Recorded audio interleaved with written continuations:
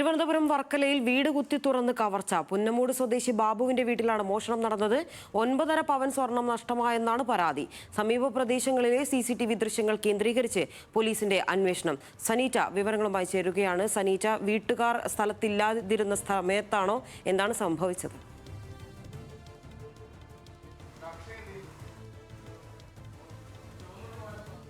ലിനിഷ, വർക്കല പുന്നമ്മൂട് ഇന്ന് പുലർച്ചെ 1:30 കൂടിയായിരുന്നു ഇത്തരത്തിൽ ഒരു സംഭവം നടക്കുന്നത്. എന്തായാലും ഈ കവർച്ചയുടെ അടിസ്ഥാനത്തിൽ 9.5 പവനോളം ഇത്തരത്തിൽ സ്വർണം നഷ്ടമായി എന്നാണ് വീട്ടു ഉടമസ്ഥർ പറയുന്നത്. പ്രധാനമായും ഈ ബാബുവിന്റെ വീട്ടിലാണ് ഇത്തരത്തിൽ ഒരു മോഷണം നടന്ന സാഹചര്യം ഉണ്ടാകുന്നത്.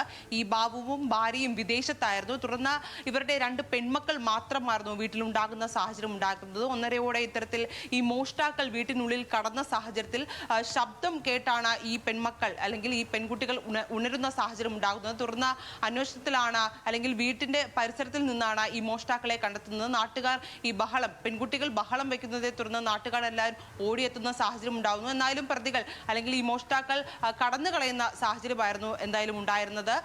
സംഭവ സമയത്ത് തന്നെ പോലീസ് വീട്ടിലെത്തുകയും തുടർന്ന് പരിശോധന നടത്തുകയും ചെയ്തു.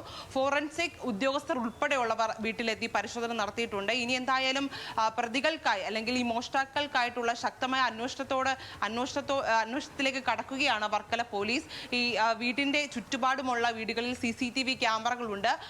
അതിന്റെ അടിസ്ഥാനത്തിലായിരിക്കും ഇനി തുടർന്നുള്ള പരിശോധന. ലിനിഷ, ശരി, എന്തായാലും പോലീസ് അന്വേഷണം പുരോഗമിക്കുകയാണ്. വിവരങ്ങളാണ് സനീറ്റ നൽകിയത്.